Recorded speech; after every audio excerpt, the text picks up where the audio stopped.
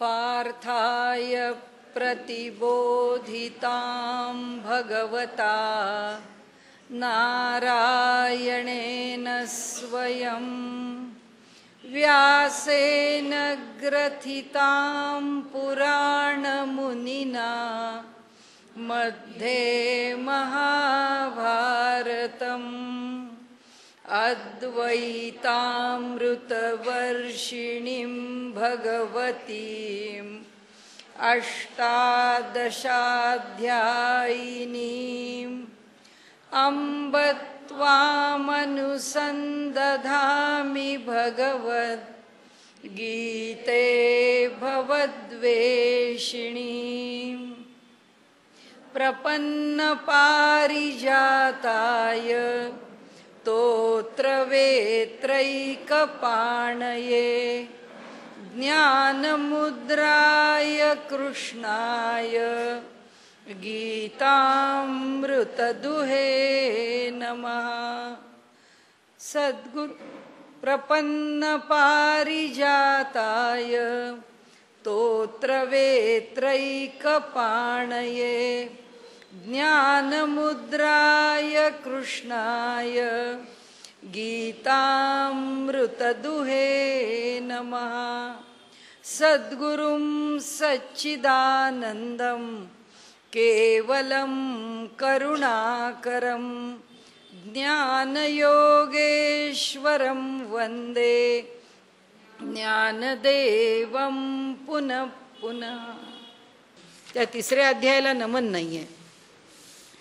त्या अध्यायामध्ये आणि आपल्याकडे एक शंका आहे, ती शंका आपण या पुढच्या अध्यायाच्या बरोबर सोडवूया. म्हणजे हा आपला अध्याय आज सुरू होईल. तर या अध्यायाची सुरुवात अर्जुन उवाचनीच आहे. आता अर्जुन या ठिकाणी म्हणतो, जायसी चेत कर्मणस्ते मता बुद्धिर्जनार्दन तत्किम कर्मणी घोरे माम नियोजयसी केशव. म्हणाले, अरे एवढा कर्माचा त्याग शिकवतोस आणि तुझं मत मला आता कळलेलं आहे की हा जो बुद्धियोग आहे, हा बुद्धियोग हा निष्काम कर्म सांगणारा आहे. तर हा निष्काम कर्म सांगणारा बुद्धियोग आचरण्याचा जो विषय आहे तो मी आचरला म्हणून कुठे बिघडलं? मी कुठे म्हणतोय मला युद्ध करायचं आहे? तत्किम कर्मणी घोरे माम, या अशा अघोर कर्मामध्ये तू मला का घालतोस? तू मला का टाकतोस? नियोजयसी केशव, कशाला माझं नियोजन ह्या कर्मामध्ये करतो? मला काही कळत नाही. संबंध आत्तापर्यंतचं, आता आपल्या दृष्टीने 72 श्लोक होते दुसऱ्या अध्यायामध्ये. ज्या अध्यायात भरपूर श्लोक आहेत त्यापैकी तो एक अध्याय आहे. 18व्या अध्यायात तर 78 श्लोक आहेत, पण हे सुद्धा 72 श्लोक आहेत. एवढा मोठ्या प्रमाणामध्ये भगवंतांनी वेगवेगळ्या प्रकारांनी त्याला तत्वज्ञान सांगण्याचा प्रयत्न केलेला आहे. आणि त्यामध्ये व्यावहारिक पातळीवर सांगितलं आहे, बौद्धिक पातळीवर सांगितलं आहे, तर्काच्या पातळीवर सांगितलं आहे, थोड्याशा तत्वज्ञानाच्या पातळीवर सांगितलं आहे, उपासनेच्या पातळीवर सांगितलं आहे, स्वधर्माच्या पातळीवरती सांगितलं आहे, ज्ञानाच्या पातळीवरती सांगितलं आहे, कर्माच्या पातळीवर सांगितलं आहे, शेवटी निष्काम कर्मयोगाच्या पातळीवर ते आलेत. ते म्हणाले, जाता जाता ज्ञानाची चर्चा मी करून गेलो आहे, कारण का मला तुला निष्काम कर्मयोग सांगायचा आहे. पण त्याच्याकरता आवश्यक असणारा जो सांख्ययोग आहे त्याचं मी थोडंसं प्रतिपादन केलेलंच आहे. आता एवढं सगळं करून झालं, भगवंतानी आपल्या बाजूनी केलं. अर्जुनानी त्याच्या बाजूनी काय निष्कर्ष काढला? अजून त्याची बुद्धी व्यामोहित आहे आणि त्यामुळे त्याच्या बाजूनी त्यांनी निष्कर्ष असा काढला की या सगळ्या बोलण्याचा अर्थ मला असा दिसतो की निष्काम कर्मयोग ही फार मोठी गोष्ट आहे. आणि या निष्काम कर्मयोगानीच मी माझ्या जीवनामध्ये जर सर्व काही प्राप्त करून घेऊ शकत असेल तर भगवंत मला कशा करता ह्या कर्मामध्ये टाकतोय? मग मला युद्ध करण्याची काय गरज आहे? म्हणजे या सगळ्या सांगण्याचं सार, याचं कन्क्लुजन जर काही असेल तर एकच आहे की काही कर्म करण्याची आवश्यकता नाही. कर्म हे फार गौण आहे, कारण या कर्माच्या मागे हेतू आहे. चांगला का वाईट हा भाग नाही, पण हेतू आहे की या लोकांनी त्रास दिलाय, यांना युद्धात मारलं पाहिजे, या लोकांनी अन्याय केलाय त्याकरता युद्ध केलं पाहिजे, द्रौपदीची इच्छा आहे, तिच्या अपमानाचा बदला घेतला पाहिजे, याकरता युद्ध केलं पाहिजे. आमचं राज्य यांनी आम्हाला फसवून घेतलेलं आहे, त्याकरता युद्ध केलं पाहिजे. म्हणजे सगळ्याच्या मागे केवढ्या अपेक्षा आहेत. काही ना काहीतरी अपेक्षांनी युद्ध आहे. म्हणजे हे कर्म काही निष्काम कर्म नाही, मग हे कर्म कशा करता. तर तेव्हा अर्जुन म्हणतो, मग ऐका अर्जुने म्हणितले. आता ज्ञानदेव म्हणतात आपल्याला, अहो आता ऐका अर्जुन काय म्हणतोय ते. देवा तुम्ही जे वाक्य बोलिले ते निकेम्या परिसले कमळापती. हे लक्ष्मीपती भगवंता म्हणाले ते निकेम्या परिसले, मी चांगला त्याचा विचार केलाय. चांगला विचार करून देवा तुम्ही जे वाक्य बोलिले, तुम्ही जो दुसरा अध्याय सांगितला ना त्याचा म्हणाले मी चांगला विचार केलाय, चांगला अभ्यास केलाय. तेथ कर्म आणि करता उरेची ना पाहता. त्याचा निष्कर्ष काय निघाला की कर्म नावाची गोष्ट शिल्लक राहत नाही, करणारा पण शिल्लक राहत, दोन्ही राहत नाही. फक्त हा स्वधर्म आहे, हे करत राहिलं पाहिजे. कर्मापासून फळ नाही म्हणून त्याला तिथंच खंडित केलं, म्हणजे त्याला साखळी नाही. ते कर्म पूर्ण झालं, बाजूला पडलं, हा चालला पुढे. म्हणजे कर्मही टिकत नाही, मग कर्ताही टिकत नाही. कारण कर्ता आणि कर्म या दोघांच्या मध्ये कोणताही अनुबंध नाही. या दोघांना बांधणारी कोणतीच गोष्ट नाही. काय गोष्ट आहे? कर्म त्याचं ते मोकळं आहे, कर्ता कर्त्याच्या ठिकाणी मोकळा आहे.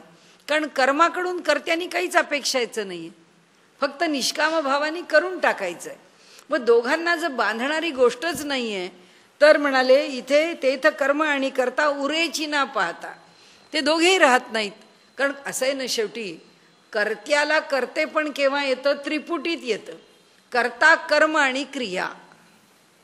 आता जर कर्त्यानी क्रिया केली आहे, त्याच्यातून कर्म घडलं आहे, पण त्या कर्माचा संबंध त्या कर्त्याशी कोणत्याही स्वरूपात फलाच्या, आकांक्षेच्या, आसक्तीच्या, संघाच्या कोणत्याच रूपात शिल्लक नाही. म्हणजे माझं कर्म मी केलं काय, किंवा अनेकांनी आपापली कर्म केली काय, त्यांनी जशी कर्म केली त्याच्याशी माझा लेप नाही, तसं माझ्याही कर्माशी माझा लेप नाही. मग तो म्हणतो कर्ता आणि कर्म जोडलंच जात नाही.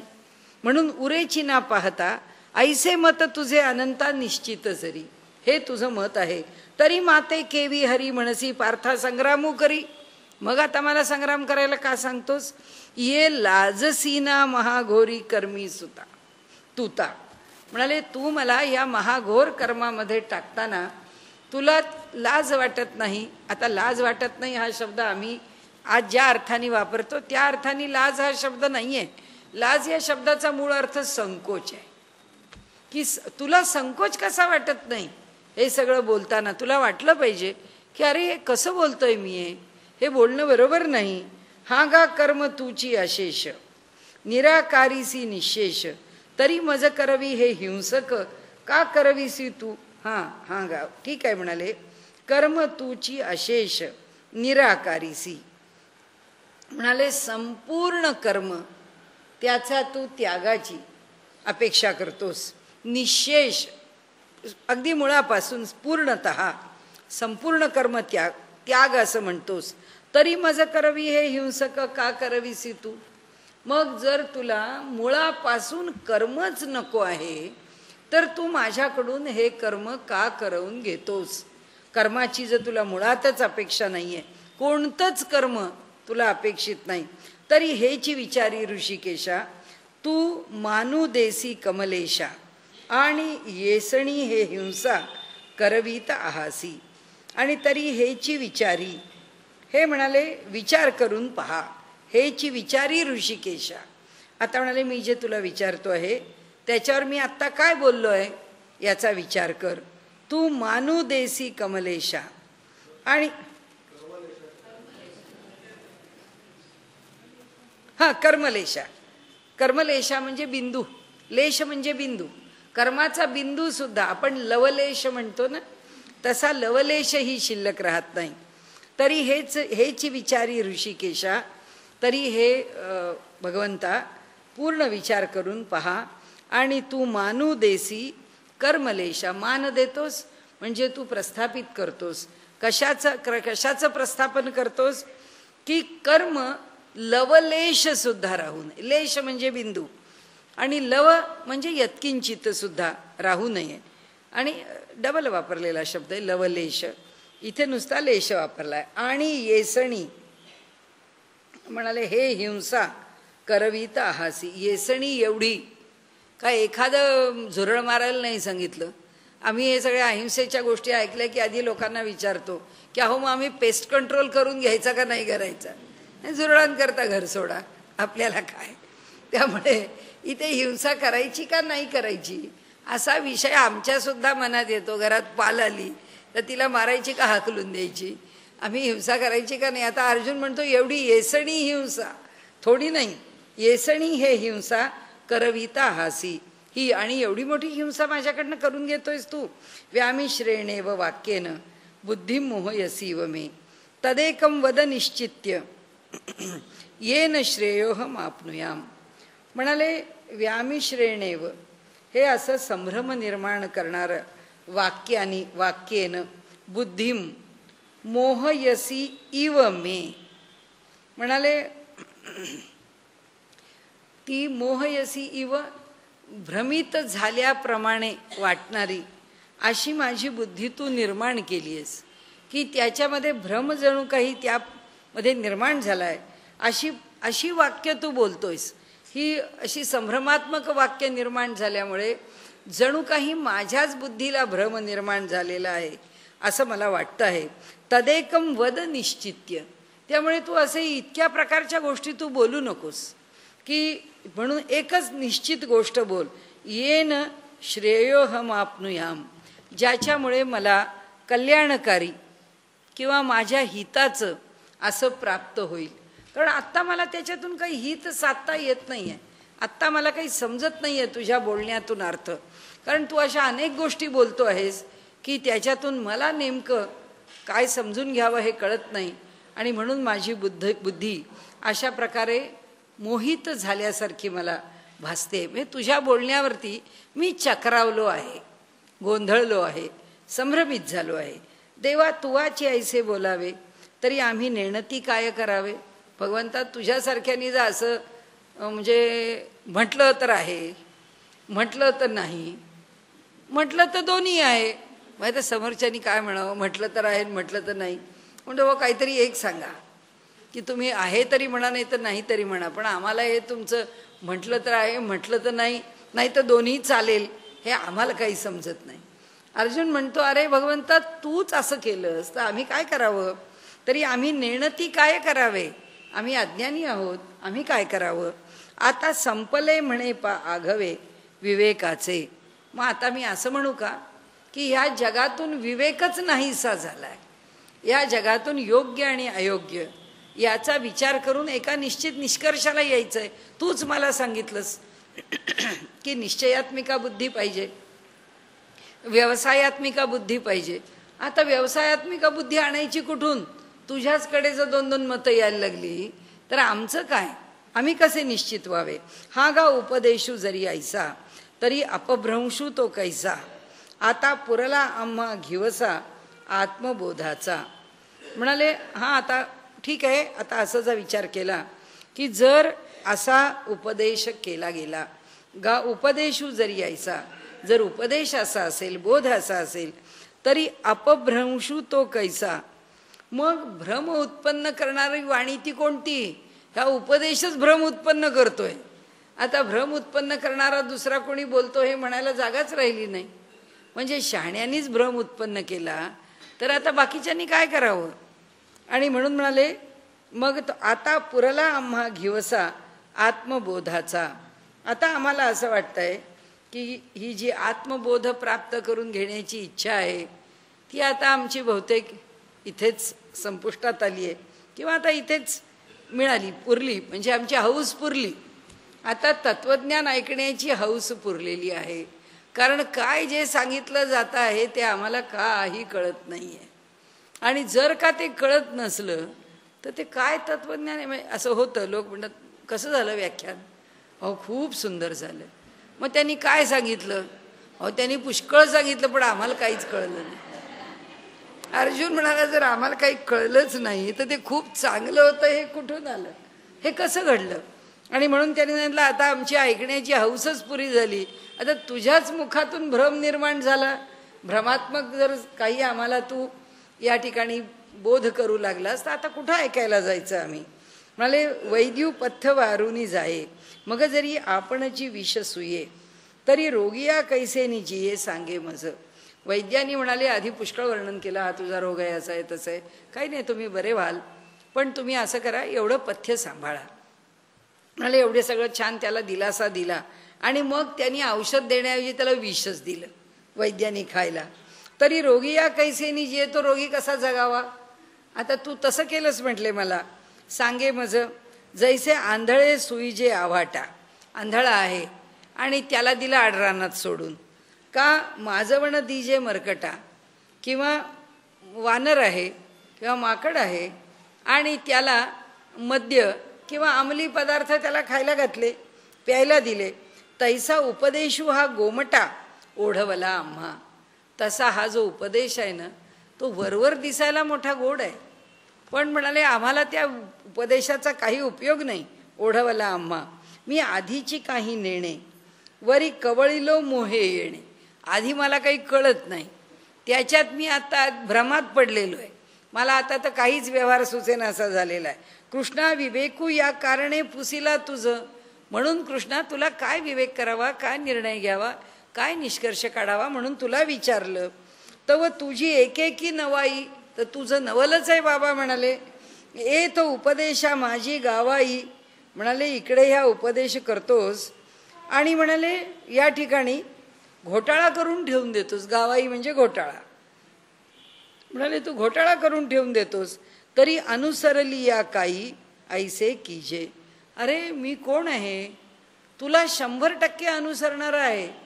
तू जे म्हणशील ते मला प्रमाण आहे, तुझा प्रत्येक शब्द मला प्रमाण आहे, आणि तू जर मलाच घोटाळ्यात टाकलं तर काय करणार.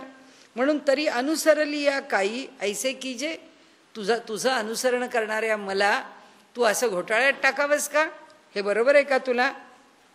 म्हणून आम्ही तनु मनु जीवे, तुझी या बोला वोटंगावे, म्हणजे अवलंबून राहावं. आम्ही शरीरानी मनानी जीवानी तुझ्या बोलण्यावरती अवलंबून राहावं आणि तुवाची ऐसे करावे आणि तूच आम्हाला असं करावंस. तरी सरले म्हणे, आता सगळं संपलंच हो, मग आता काय बोलायचं आहे. आपण जसं मुलांना म्हणतो, मुलांना ते तुम्ही आम्हाला काही सांगू नका, आमचं आम्ही ठरवतो आणि आम्ही निर्णय घेतलाय तो पक्का आहे आणि आम्हाला कळतंय, आता आम्ही चांगले सजाण आहोत. आपण म्हणू आता सांगणंच संपलं आमचं, आता आम्ही काय सांगणार, तुम्ही तुमचा निर्णय घेतलाय, तुम्ही तुमचं सगळं पक्कं काय पुढची नियोजन आहे ते करून ठेवलेलं आहे. आता तुम्हाला काय शिकायचं आहे शिका, तुम्हाला ज्या दिशेने जायचं आहे त्या दिशेने जा, आम्हाला जे योग्य वाटलं ते आम्ही सांगत होतो, पण आता सांगण्याचा विषय संपला, खुंटला. तसं म्हणाले काहीतरी आत्मबोध व्हावा असं आम्हाला वाटत होतं, म्हणून भगवंता तुझ्यासारखा वक्ता भेटला आम्हाला आणि आम्ही तुझ्याकडे विचारायला आलो, तर तूच आम्हाला घोटाळ्यात टाकून दिलंस. आता हे सगळं विचारणं समजून घेणं संपलंच. म्हणाले तरी सरले म्हणे, आता ऐसी या परी बोधिसी, तरी निके आम्हा करीसी. एथ ज्ञानाची आस कायसी. अर्जुन म्हणे, आता अशा प्रकारचा जर बोध केलास तर खरोखरच तू आमचं कल्याणच केलंयस. म्हणाले बाकी तर काही दुसरं म्हणता येणार नाही. एथ ज्ञानाची आस कायसी. अर्जुन म्हणे, आता याच्या पुढे ज्ञान मिळवावं किंवा मिळू शकेल याची अपेक्षा तरी कशी करावी, आता ती अपेक्षाही खुंटायची वेळ आली. म्हणाले तरी ये जाणीवेचे कीर सरले. म्हणून आता इथे जाणीवेचे कीर, खरोखरच आता ज्ञान मिळवण्याची गोष्ट, इच्छा आशा आता संपली. परी आणिक एक असे झाले. आता इथं आणखीन एक गडबड होऊन बसली. म्हणाले आणखीन एक गोष्ट वाईट झाली. जे थिते हे डहुळले मानस माझे, जे माझं मन आधी काहीतरी स्थिर होतं ते तुझ्या बोलण्यानीच अस्थिर झालं, डहुळलं. म्हणाले तेवीची कृष्णा हे तुझे चरित्र काही नेणीजे. आता ह्या सगळ्या तुझ्या वागण्यातून मला तुझा काही हेतू कळत नाही, तुझं चरित्र काही समजत नाही. जरी चित्त पाहासी माझे येणे मिशे. या निमित्ताने जर माझ्या चित्ताचा विचार करशील तर पहा काय तुझ्या मनात आहे. ना तरी झकविता आहासी माते, मला फसवतोयस का तू हे असलं काहीतरी बोलून.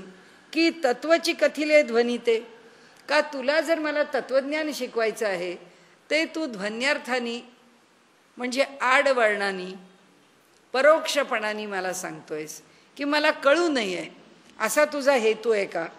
आणि हे अवगमिता निरुते म्हणाले जाणवे ना. मी विचार केला, अवगमिता निरुते, मला समजत नाही आहे, कशाने जाणवत नाही, म्हणजे माझ्या लक्षात येत नाही आहे काय. मी पुष्कळ विचार करून सुद्धा तू हे कशा करता असं करतोयस हे मला कळत नाही. म्हणून ऐके देवा, म्हणून हे देवा ऐक. काय ऐक? हा भावार्थू आता न बोलावा. आता अशा प्रकारचं गूढ काही बोलू नको. मज विवेकू सांगावा मराठाजी, मला माझ्या भाषेमध्ये माझ्या सोप्या पद्धतीने मला जे समजेल त्या पद्धतीने सांग. मला आता हे तुझं नको. मराठा प्राकृत मला समजेल अशा माझ्या भाषेत, माझी भाषा म्हणून त्यांनी माझा मराठीचा बोल कौतुके म्हणून मराठा सांगितलं. म्हणाले मला विवेकू सांग, पण माझ्या भाषेत सांग, मला समजेल अशा भाषेत सांग. मी अत्यंत जड असे, मी अत्यंत ठोंब्या आहे असं समज, मी अगदी ढ मुलगा आहे तुझा. परी ऐसाही निके परियेसे, पण अशाही मतिमंदाला काही समजेल. कृष्णा बोलावे तुवा तैसे एकनिष्ठ, असं माझ्यासारख्याला सुद्धा समजेल असं काहीतरी निश्चयात्मक बोल. एकनिष्ठ निश्चयात्मक. देखे रोगाते झिणावे, औषध तरी देयावे, परी ते अतिरुच्च व्हावे मधुर जैसे. आता भाव काय आहे भगवंताच्या ठिकाणचा, त्यामुळे हे बोलायला जमत आहे. हा कोण बोलतोय? ज्ञानदेवांचा अर्जुन बोलतोय. हा मूळच्या अर्जुनाला हा भाव अजून आलेला नाही. ज्ञानदेव म्हणतात देखे रोगाते झिणावे. इथं काय झालेलं आहे? रोग झालेला आहे. आता तो बरा तर नक्की करायचा आहे आपल्याला, परंतु औषध तरी द्यावे. माहिती आहे की त्या रोगाला औषध आहेच. मग परी ते अतिरुच्च व्हावे, पण ते फार गोड पाहिजे, ते औषधच आवडेल. म्हणजे जर रोज सांगितलं पेढा खा, रोज सांगितलं काजू कतली खा, सांगितलं रोज श्रीखंड खा, तर कोणी हे औषध रोज घेणार आहे. म्हणाले ते अतिरुच्च व्हावे मधुर जैसे, अत्यंत मधुर असं औषध असावं. तैसे सकळार्थ भरित, तत्व तरी सांगावे उचित, परी बोधे माझे चित्त जयापरी. त्यामुळे म्हणून तुला सांगतो की सर्व प्रकारचा अर्थ ज्याच्यामध्ये पूर्ण भरलेला आहे, सकलार्थ भरित, सर्व अर्थांनी परिपूर्ण असणारं असं तत्व तरी सांगावे. तू तत्व सांग, उचित योग्य असं तत्वच मला सांग. परी बोधे माझे चित्त जयापरी, पण त्याच्यामुळे माझ्या चित्ताला बोध झाला पाहिजे. तू मोठं तत्व सांगशील पण ते मला कळलं पाहिजे, मला कळेल असं सांग. देवा तुझा ऐसा निजगुरु आणि आरती धणी का न करू. म्हणाले तुझ्यासारखा मला गुरु मिळालेला आहे, स्वतः लाभलेला आहे तुझ्यासारखा, तर मी माझी आरती धणी म्हणजे माझी इच्छा तृप्त का करू नये? नक्कीच करावी. का न करू. येथ भीड कवणाची धरू तू माया अमुची. म्हणाले तुझ्या पुढे भीड कोणाची आहे? तू तर माझी माता आहेस. हा गा कामधेनूचे दुभते, दैवे जाहले जरी आपैते. म्हणाले दैवानीच कामधेनूचं दुभतं आपोआप मिळालेलं आहे, तरी कामनेची का तेथे वाणी की जे. मग आता कामधेनू समोर असताना इच्छा का करू नयेत? जरूर कराव्यात. इच्छा अंतःकरणात असाव्यातच असाव्यात आणि त्या पुऱ्याच करून घ्याव्यात, कारण त्या होणारच आहेत. जरी चिंतामणी हाता चढे, तरी वांछेचे कवण साकडे, का आपुलेनी सुरवाडे इच्छावे ना. जर चिंतामणीच हाताला लागलाय आपल्या, तर म्हणाले वांछेचे कवण, मग इच्छा करण्याचं संकट कुठे? साकडं म्हणजे संकट किंवा अडचण. मग आता इच्छा करायला काय अडचण आहे आपल्याला? का आपुलेनी सुरवाडे इच्छावे ना. आपल्या आपल्या सुखाने इच्छा करावी. काही करू शकतो. आता काही चिंतामणी सापडलाय, त्याला काही मागू आम्ही, आम्हाला काय सुखाचं वाटेल ते मागू. देखे अमृत सिंधू ते ठाकावे. आम्ही जाऊन पोचलो अमृताच्या सिंधूपर्यंत. मग तहाना जरी फुटावे, जर आम्हाला तिथे तहान लागली तरी सायासू का करावे मागील ते. म्हणाले वा आता ते पाणी घ्यायला आम्हाला कष्ट कोणते आहेत? आम्हाला अमृतच मिळणार आहे. तैसा जन्मांतरी बहुती उपासिता लक्ष्मीपती. म्हणाले हा अर्जुन काय साधा आहे? म्हणाले जन्मांतरी बहुती, जन्मजन्मांतरी या अर्जुनाने उपासिता लक्ष्मीपती, या लक्ष्मीपतीची उपासना केलेली आहे. तू दैवे आजी हाती जाहलासी जरी, दैवानी आज भेटलायस, या जन्मात भेटलायस. आणि तरी आपुलिया सवेसा, सवेसा म्हणजे इच्छेला येईल तसा. कान मगावासी परेशा, देवा सुकाळू हा मानसा पाहला असे. अरे परी आपुलिया सवेसा, आपल्या मग आता असं सगळं असताना माझ्या इच्छेला येईल असं. कान मगावासी परेशा, हे भगवंता आता मग मला जे वाटतं ते मी का मागू नये. देवा सुकाळू हा मानसा, म्हणाले ह्या मानसाला म्हणजे अंतःकरणाला, यांनी माझ्या अंतःकरणाने आज उत्तम काल पाहिला आहे. म्हणजे अंतःकरणाला ह्या क्षणी उत्तम असा काल बघायला मिळाला आहे. म्हणाले देखे सकळ आरतीचे जियाले, म्हणाले सर्व प्रकारच्या आरती म्हणजे इच्छा त्या सगळ्यांना जीवन लाभलेलं आहे. नाही तर काय असतं, आमच्या अंतःकरणामध्ये पुष्कळ इच्छा आहेत. आम्ही पाहिलं की गेले बुवा तिकडे अमेरिकेमध्ये मोदी, आणि काय तिथे गार्डनमध्ये भाषण केलं. गेले बुवा ऑस्ट्रेलियामध्ये, काय पार्लमेंटमध्ये भाषण केलं. आपल्यासारख्याला सुद्धा असं झालं असतं तर आपण हे कसल्या अपेक्षा, आपण काय होणार आहे, ही काय आपली इच्छा असू शकते, असू शकत नाही. पण म्हणाले इच्छा काय कोणतीही करता येते. आणि अशा सगळ्या इच्छा आहेत, त्या सगळ्या इच्छांना काय मिळालंय, जीवन मिळालंय. करावं म्हणाले कोणती इच्छा करा, तुमची इच्छा आता पूर्णच होणार आहे. आणि म्हणून ते म्हणतात सकल आरतींचे जियाले, सगळ्या आरती सगळ्या इच्छा त्यांना आता जीवन मिळालंय. आजी पुण्य यशासी आले, म्हणाले आज काय झालेलं आहे, आज यशाला म्हणजे सगळं जे पुण्य आहे मी आजपर्यंत केलेलं त्या सगळ्याला कशाची प्राप्ती झाली आहे, यशाची. यशाला आता पुण्याचं जे फल मिळायची वेळ आहे, यश रूपानी ते मिळायची वेळा झाली आहे.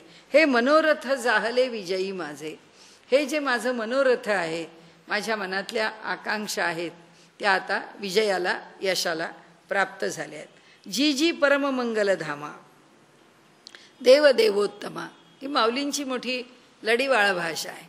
आता तो विषय आपल्याकडे अलीकडे इतर समाजात नाही, पण अजून मराठा समाजात जे 96 कुळी आहेत त्यांच्याकडे अगदी खाली वाकून कोणाशी बोलताना अजूनसुद्धा जी म्हणतात आणि जी जी म्हटलं जातं. तर इथे त्यांनी म्हटलं जी जी परममंगलधामा, या जी जी शब्दांनी त्याचा महिमा, त्याचा आनंद, त्याचं वंदन, त्याच्याविषयीचं सुख सगळे भाव त्या जी जीमध्ये घातलेत त्यांनी. की जी जी भगवंता तुझ्याविषयी आता काय बोलू. तर जी जी परममंगलधामा, परममंगलाचं स्थान आहेस तू. देव देवोत्तमा, उत्तम अशा देवांच्या मध्ये सुद्धा तू श्रेष्ठ अशी देवता आहेस. आणि तू स्वाधीन आजी आम्हा म्हणून या, आमचं भाग्य आहे की तू आज आम्हाला स्वाधीन झाला आहेस. जैसे मातेचा ठाई अपत्या अनवसरू नाही, स्तन्या लागून पाही जिया परी. लहानसं बालक आहे आणि त्या अर्भकाला भूक लागली आहे, तर माता त्याला वेळ सांगत नाही की बाबा तुला मी 12:30 वाजताच दूध देणार आहे, आत्ता मिळणार नाही असं म्हणाले होत. मातेकडे बालकाने केव्हाही काहीही मागावं आणि मातेनी त्याची आस पुरवावी अशी म्हणाले स्थिती आहे. म्हणून या तैसे देवा तू ते पुसीज तसे आवड येते, आपुलेनी आरते कृपानिधी. तसं देवा आता तुला मला काय आवडतंय, मला काय हवंसं वाटतंय, मला काय विचारावंसं वाटतंय ते मी तुला विचारणार आहे. आपुलेनी आरते, माझ्या इच्छेनी, हे कृपानिधी, कृपेचा साठा असलेला तू, माझ्या इच्छेनी मी तुला विचारणार आहे. तरी पारत्रिकी हित, परलोकामध्ये माझं कल्याण व्हावं आणि आचरिता तरी उचित, आणि इथे आचरण करताना सुद्धा ते कर्म उचित म्हणजे योग्य असावं, ते सांगे एक निश्चित पार्थू म्हणे. असा उपदेश मला कर की जो परलोकामध्ये माझं कल्याण साधून देईल आणि इहलोकात म्हणजे इथे ते जे कर्म आहे ते कर्म मला आचरताना योग्य राहील, अशा कर्माची तू माझ्या पुढे एक बोधरूपाने निवेदन कर. श्री भगवान उवाच लोकेस्मिन् विविधा निष्ठा पुरा प्रोक्ता मया नघ, ज्ञानयोगेन सांख्यानां कर्मयोगेन योगिनाम. ते म्हणतात, हे बघ, भगवंतांनी सांगितलं, अरे अर्जुना, ह्या लोकामध्ये 2 प्रकारच्या निष्ठा आहेत. मया नघ अनघ निष्पाप अशा अर्जुना म्हणाले, मी लोकेस्मिन, या लोकामध्ये म्हणजे या जगामध्ये, द्विविधा निष्ठा, 2 प्रकारच्या निष्ठा किंवा श्रद्धा सांगितलेली आहेत. पुराप्रोक्ता, पूर्वीच सांगितलेले आहेत. काय आहेत? ज्ञानयोगेन सांख्यानाम, ज्ञानयोगाच्या रूपाने सांख्य दर्शन किंवा ज्ञानाचा मार्ग हा सांख्य दर्शनाच्या रूपाने खुला केला आहे. कर्मयोगेन योगिनाम, कर्माच्या ठिकाणी किंवा निष्काम कर्मयोगाच्या रूपाने योगाचा मार्ग हा मी तुला सांगितलेला आहे. तुला म्हणजे या जगतालाच सांगितला आहे, जगात सांगून ठेवला आहे. या बोला अच्युतू, म्हणत असे विस्मितू, अर्जुना हा ध्वनी तू अभिप्रायो. या बोला अच्युतू, अच्युत भगवान, या बोला, त्याच्या ह्या बोलण्याने म्हणत असे विस्मितू, थोडे विस्मित झालेत, आश्चर्य वाटलं आहे. आणि अर्जुना हा ध्वनी तू अभिप्रायो, म्हणाले, अरे अर्जुना, हे जे मी सांगितलं आहे हा ध्वनीत म्हणजे गुढार्थानी हा सांकेतिक अभिप्राय आहे. हे जे मी सांगितलं आहे ते जे बुद्धियोगू सांगता सांख्यमत संस्था प्रकटली स्वभावता प्रसंगे आम्ही, हा जो निष्काम कर्मयोग आहे तो आम्ही जो सांगितला आहे, त्या निष्काम कर्मयोगाच्या सांगण्याबरोबर आम्हाला सांगायचं काय आहे? निष्काम कर्मयोग, त्याबरोबर सांख्यमत संस्था, त्याच्याबरोबर ज्ञानाच्या विषयीचं तत्वज्ञान, प्रकटिली स्वभावता. ते निष्काम कर्मयोग सांगतानाच मी हा जो ज्ञानमार्ग आहे, हे जे सांख्य दर्शन आहे, जे पुढे निर्माण झालं असं आपण म्हणू. कारण काय, सूत्ररूपाने पुढे आलं, तत्वज्ञान आधीच सांगून झालेलं आहे. तर तो जो सांख्यमत संस्था, त्या सांख्यमताच्या ठिकाणचा जो विचार आहे, ती प्रकटिली स्वभावता, ती माझ्याकडनं आपोआप प्रकट झाली, स्वाभाविकपणे प्रकट झाली. कशाकरता प्रकट झाली? तुला निष्काम कर्मयोग सांगायचा आहे म्हणून जे बुद्धियोगू सांगता सांख्यमत संस्था प्रकटिली स्वभावता प्रसंगे आम्ही त्या ठिकाणी प्रसंगोपात म्हणजे प्रकटीकरणाला आणली. तो उद्देशू तू नेणीसीची म्हणून क्षोभलासी वायाची, तरी आता जाण म्याची उक्त दोन्हा. म्हणाले, तो उद्देश तुला कळला नाही म्हणून आता उपदेश करताना जेव्हा मी तुला ज्ञानाचा मार्ग सांगायचा आहे, निष्काम कर्मयोगाचा मार्ग, पण त्याच्याबरोबर जे आवश्यक आहे तो मी ज्ञानमार्ग सांगितल्यामुळे म्हणून क्षोभलासी वायाची, म्हणून तू उगीच संतापलास, तुझा क्षोभ झाला. तरी आता जाण म्याची उक्त दोन्हा. पण एक लक्षात ठेव, हे दोन्ही मार्ग मीच सांगितलेले आहेत. अवधारी वीरश्रेष्ठा, ऐक, लक्ष देऊन ऐक. ये लोकी या दोन्ही निष्ठा मजची पासून प्रकटा अनादी सिद्धा. या दोन्ही निष्ठा माझ्यापासूनच निर्माण झालेल्या आहेत आणि त्या अनादी काळापासून म्हणजे फार आधीपासून या चालत आलेल्या आहेत. सनातन निष्ठा आहेत या आता नव्याने मी तुला काहीतरी सांगतोय आणि तुझ्या मनाची समजूत घालतोय असं तू समजू नकोस. एकू ज्ञानयोगू म्हणजे एकाला ज्ञानयोग म्हणतात, जे सांख्य अनुष्ठीजे, जे ज्ञानी लोक आहेत त्यांनी त्याचं अनुष्ठान करावं. सांख्यी म्हणजे ज्ञानी, जे ज्ञानी लोक आहेत त्यांनी अनुष्ठान करावं. जेथ ओळखी सवे पाविजे तदरूपता, जिथे केवळ त्या ज्ञानाचं, शंकराचार्य म्हणतात, फक्त शिष्याला सांगितलं की तत्वमसी की झालं, शिष्य झालाच. अहम ब्रह्मास्मी झालाच, सर्वम खल्विदम ब्रह्म झालाच, अयम आत्मा ब्रह्म, 4 वाक्य बोलली की सगळं तत्वज्ञान झालं म्हणा. फक्त एवढं बोलण्याचाच अवकाश आहे. तसे इथे ते सांगतात की जेथ ओळखी सवे पाविजे तदरूपता, केवळ त्या शब्दांनी त्याचे परिचय करून दिला त्याबरोबर तो एकरूप झाला. एक कर्मयोगू जाणं, जेथ साधक जन निपुण निष्णात आहेत कर्म करण्यामध्ये, हा कर्मयोग आहे हे जाण. होऊन या निर्वाण परमगतीला, निर्वाण म्हणजे परमगती, आणि पावती वेळे, योग्य वेळी त्या गतीला ते प्राप्त होतात. हे कसे प्राप्त होतात? तात्काळ. फरक काय सांगितला इथे? सांख्यांचं तत्वज्ञान अनुष्ठिलं, शब्द ऐकले, तत्वज्ञान ऐकलं की झालेच ते. त्या ठिकाणी त्यांना पुन्हा ज्ञानाची चर्चा करावी लागत नाही. म्हणून शंकराचार्य म्हणतात ज्ञानाची प्राप्ती आणि तत्वज्ञान किंवा कसं मोक्ष प्राप्त होतं, ज्ञानातेवतु कैवल्यम, ज्ञानाने कैवल्याची प्राप्ती. ती कशी? तात्काल. कशानंतर? साधन चतुष्टयानंतर. साधन चतुष्टय पूर्ण झाले की तो आला गुरुकडे. गुरुकडे आल्यानंतर गुरुनी काय केलं? फक्त ही 4 ब्रह्मवाक्य सांगितली की झालाच तो ज्ञानी. कर्मयोगी कसा आहे? कर्माचं उत्कृष्ट आचरण करत राहतो आणि योग्य काळ आला की तो पूर्णतेला, ब्रह्मनिर्वाणाला प्राप्त होतो. म्हणून म्हणाले, हे मार्गू तरी दोन्ही परी एकवटती निदानी. शेवटच्या स्थानावरती एकच ठिकाणी जाऊन पोचतात, एकाच ठिकाणाला जाऊन मिळतात. जैसी सिद्ध साध्य भोजनी तृप्ती एकी. म्हणाले स्वयंपाक बनलेला आहे त्या भोजनाला पण तृप्ती आहे, आणि स्वयंपाक बनवायचा आहे त्यालाही तृप्ती आहे. पुरणाच्या पोळ्या 25 करून झालेल्या आहेत, जेवायला 50 माणसं बसली आहेत. लोकांनी सांगितलं की अहो 25 पोळ्यांनी जेवण कसेल? वाढायला तर घ्या तुम्ही, मग आमच्या भरा पोळ्या होतील. अजून व्हायच्या आहेत पोळ्या, पण ज्या पोळ्या व्हायच्या आहेत त्यालाही तृप्तीच आहे, आणि ज्या झाल्या आहेत त्यालाही तृप्तीच आहे.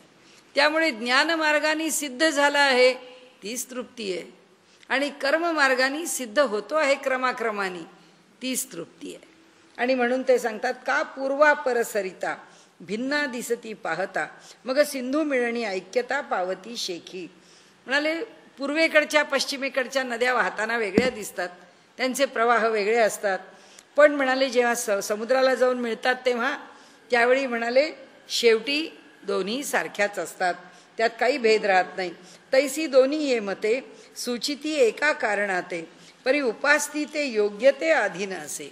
ही दोन्ही जी मतं आहेत ती एकाच कारणा करतायत, कैवल्या करतायत, ब्रह्मनिर्वाणा करतायत, ज्ञानप्राप्ती करतायत, भगवंत प्राप्ती करतायत, मोक्षा करतायत, कोणताही शब्द वापरा. पण म्हणाले त्या उपासती म्हणजे उपासना करणारा उपासक, त्या उपासीच्या योग्यतेवरती, त्या उपासतीच्या योग्यतेवरतीच ते अधीन आहे, म्हणजे अवलंबून आहे. कोणता मार्ग अवलंबायचा? देखे उत्प्लवना सरिसा पक्षी फळासी झोंबे जैसा. खाली बसलेला आहे, त्यांनी वरती पाहिलं की पेरू सुंदर पिकलाय, त्याबरोबर तो जी झेप घेतो त्या पेरूच्या झाडावर, तर थेट त्या फळापाशी जाऊन बसतो. म्हणाले सांगे नरू केवी तैसा पावे वेगा. तसा म्हणाले हा पुरुष नुसता सर्वम खलविदम ब्रह्म ऐकलं की झाला असतो, त्याला काही वेळच लागत नाही. हा दुसरा तो हळूहळू ढाळे ढाळे, आता त्याला पण पेरूच पाहिजे, पण तो झाडावरती चढतोय, आपल्या फांद्यांवरून ढाळे ढाळे फांद्यांवरून चालला. केतुकेनी एके वेळे मार्गाचेनी बळे निश्चित ठाकी. म्हणाले चढत चढत काय वेळ लागणार आहे चढायला, त्याप्रमाणे एके वेळी त्याच्या योग्य वेळी मार्गाचेनी बळे, जो मार्ग स्वीकारला आहे त्या मार्गाच्या बलानी, भक्तीचा मार्ग स्वीकारला आहे, उत्कट आहे, ही उत्कट भक्ती त्याला घेऊन जाईल. निश्चित ठाकी, निश्चित पोचवेल. तैसे देख पा विहंगम मते अधिष्ठुनी ज्ञानाते सांख्य सद्य मोक्षाते आकळीती. त्याचप्रमाणे विहंगम मार्ग हा ज्ञानाचा मार्ग आहे, त्या मार्गाने ज्ञानी पुरुष तात्काल मोक्षाचं सद्य लगेच तात्काल त्या प्राप्त करतो. येर योगी ये कर्माधारे, बाकीचे योगाचा मार्ग अवलंबन करून कर्माच्या आधाराने विहिताचे निजाचारे, विहित धर्माचं आचरण करीत पूर्णता अवसरे पावते होती. पूर्णतेला अवसरे योग्य वेळी प्राप्त होतात.